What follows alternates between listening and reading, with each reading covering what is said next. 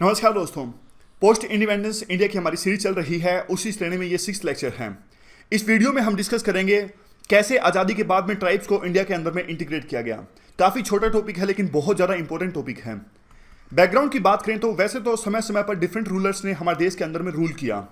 उस समय में ट्राइब्स के पास में पूरा हक था फॉरेस्ट रिसोर्सेज को यूज करने का। वो गैदरिंग करते थे, हंटिंग करते थे और अपना जीवन यापन करते थे। अपने हिसाब से अपने कल्चर को सहेज के रखते थे, अपने आप हिसाब से अपने को गवर्न करते थे। लेकिन जैसे ही ब्रिटिशर्स आए हमारे देश के अंदर में, ट्राइब्स का जो जीवन था वो भी उथल पुथल हो गया ब्रिटिशर्स की पॉलिसीज की वजह से। क्योंकि देखिए, पहले तो सारे के सारे जो फॉरेस्ट के रिसोर्सेज होते थे उनके ऊपर में ट्राइब्स का हक था। लेकिन जैसे ही ब्रिटिशर आए, ब्रिटिशर तो आपको पता है वो लालची थे, तो उन्होंने कहा कि आप फॉरेस्ट रिसोर्सेज को यूज करोगे तो आप रेवेन्यू दीजिए। तो जैसा सिस्टम उन्होंने देश के दूसरे हिस्सों में लगा के रखा था, फार्मर्स से, पीजेंट से वो रेवेन्यू वसूलते थे, वैसा ही सिस्टम इन्होंने इंस्टॉल करने की कोशिश करी फॉरेस्ट के अंदर में, जंगलों के अंदर में। वो रेवेन्यू वसूलने लगे ट्राइब से। तो अब एक प्रकार से जो ट्राइब्स पहले अपने हिसाब से अपने गवर्न करते थे वो मोहताज हो गए ब्रिटिशर्स के। फिर आगे मनी लैंडर्स भी आए, जो पूरी चैन है ट्रेडिंग सिस्टम की, उसके अंदर में इंटीग्रेट करने की कोशिश की गई ट्राइब्स को। लेकिन ट्राइब्स ये सब चीजें समझ नहीं सके, वो तो मोहताज हो गए। उनको बेवकूफ बना देते थे सारे जो आउटसाइडर होते थे। जैसे आपने सुना ही होगा, संथाल रिबेलियन जो हुई थी, डीकू यानी आउटसाइडर को डीकू कहा जाता है। तो इनको ये सारी चीजें समझ में नहीं आई और बहुत ज्यादा शोषण होना स्टार्ट हो गया, एक्सप्लॉयटेशन होना स्टार्ट हो गया ट्राइब्स का। उसके अलावा क्रिश्चियन मिशनरीज थे, वो भी उन्होंने भी दखलंदाजी करना स्टार्ट कर दिया ट्राइब्स कल्चर के अंदर में। क्रिश्चियन मिशनरीज ने कहा कि आपका कल्चर सही नहीं है, आप डांस करते हो, आप ड्रामा करते हो, ये सब आपके कल्चर है लेकिन सही नहीं है, आपको दूसरा कल्चर अपनाना चाहिए, आपको धर्म परिवर्तन कर लेना चाहिए। तो बहुत सारे ट्राइब्स ने धर्म परिवर्तन भी कर लिया। तो इस प्रकार से जो ट्राइब्स का कल्चर था वो धीरे धीरे खत्म होना स्टार्ट हो गया। तो अब जैसे ही आज़ादी मिली तो नेहरू का तो हमेशा से यही स्टैंड था कि ट्राइब्स को वो इंपावर करना चाहते थे। तो दो ऑप्शन थे आज़ादी के बाद नेहरू के सामने ट्राइब्स को इंपावर करने के लिए। पहला ऑप्शन तो ये था कि इनको कंप्लीट अपने हाल पे छोड़ दिया जाए, यानी ब्रिटिशर्स के आने से पहले जैसे ये अपने आप को गवर्न कर रहे थे, फॉरेस्ट रिसोर्सेज पे इनका हक था, वैसे ही पुराना सिस्टम इस्टेब्लिश कर दिया जाए। लेकिन नेहरू ने ये सिस्टम नहीं माना। नेहरू ने कहा कि ऑलरेडी जो आउटसाइडर हैं वो घुस चुके हैं ट्राइबल कल्चर में, अगर इनको अभी इनके हाल पे छोड़ दिया तो ट्राइबल यानी प्राइवेट जो फोर्सेज हैं, आउटसाइडर जो अभी घुस चुके हैं, वो बहुत ज़्यादा शोषण करेंगे, बहुत ज़्यादा एक्सप्लॉयटेशन करेंगे ट्राइब्स का। और दूसरा ऑप्शन ये था कि इनको कंप्लीट ढंग से एसिमुलेट कर लिया जाए हमारे कल्चर के अंदर में, मेन स्ट्रीम के अंदर में। नेहरू को ये ऑप्शन भी पसंद नहीं था। नेहरू को लगता था कि अगर पूरी तरह से ये एसिमुलेट हो जाएंगे मेन स्ट्रीम के अंदर में तो इनका जो खुद का कल्चर है, इनकी लैंग्वेजेस हैं जो इन्होंने सदियों से परंपराएं बना के रखी हैं, वो सब लुप्त हो जाएंगी। नेहरू ऐसा नहीं चाहते थे। नेहरू चाहते थे कि ये तरक्की तो करें। नेहरू ने तीसरा ऑप्शन अपनाया, ये तरक्की तो करें लेकिन अपनी टर्म्स पे, जैसा ये चाहते हैं, जिस गति से चाहते हैं, उसी हिसाब से ये तरक्की करें। तो अब नेहरू के 5 पॉइंट्स हैं।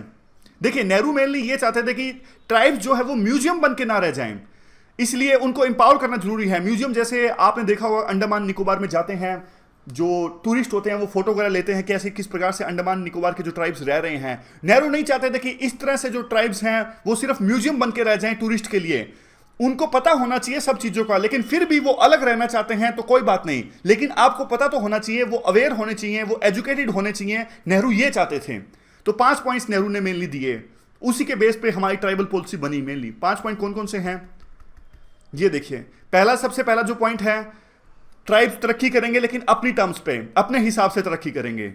दूसरा पॉइंट है, जो फॉरेस्ट रिसोर्सेज होंगे उनके ऊपर में ट्राइब्स का हक होगा, ऐसा सरकार रिकॉग्नाइज करेगी।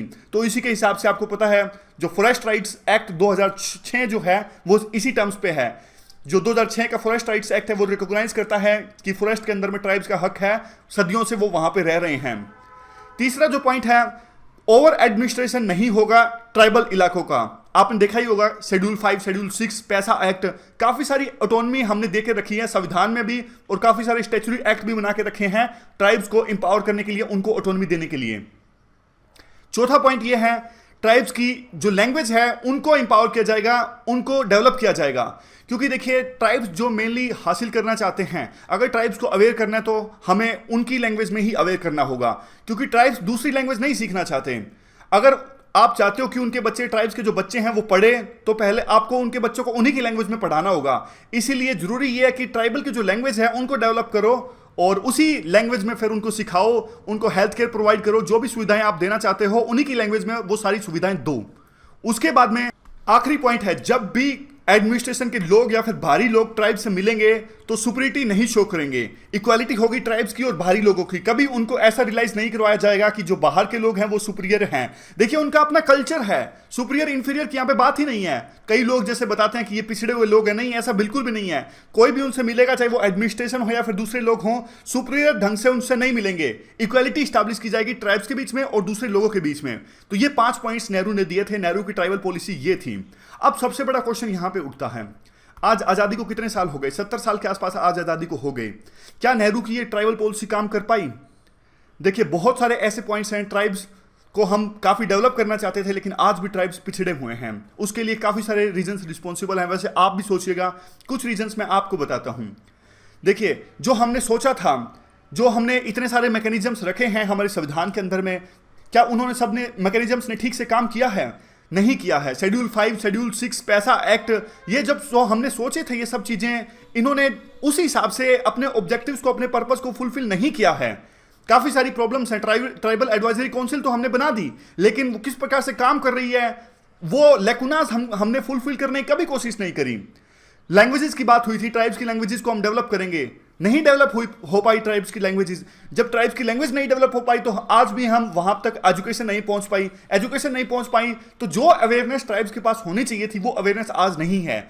जस्टिस सिस्टम किसी भी सोसाइटी की नींव होती है, लेकिन आज ट्राइब्स इतने इंपावर नहीं है, इतने अवेयर नहीं है कि उनके राइट्स का हनन होता है तो वो जुडिशरी के पास में जाके न्याय की मांग कर सकें। तो मेन एसेंस यही निकलता है, आप कानून कितने भी बना लीजिए, लेकिन ग्राउंड में अगर सही ढंग से इंप्लीमेंटेशन नहीं होगा तो कोई फायदा होने वाला है नहीं। तो जो भी कानून बना के रखे हैं गवर्नमेंट ने, उनकी प्रॉपर ढंग से इंप्लीमेंटेशन होनी चाहिए। फॉरेस्ट राइट्स एक्ट बनाने से कुछ नहीं होगा, लेकिन जो ऑफिसर्स हैं वो रिजेक्ट कर देते हैं ट्राइब्स की एप्लीकेशन जो फॉरेस्ट के रिसोर्सेज के लिए, फिर कैसे ट्राइब्स को उनका हक मिल पाएगा? तो और भी काफी सारे पॉइंट्स हो सकते हैं। वैसे कुछ पॉइंट्स हमने डिस्कस किए। तो इस प्रकार से क्वेश्चन आ सकता है कि नेहरू की जो ट्राइबल पॉलिसी थी वो आज के समय में कितनी रेलेवेंट है। आप इसका आंसर दीजिए, कितनी रेलेवेंट है। तो इस डिस्कशन में बस इतना ही। Thank you very much for discussion.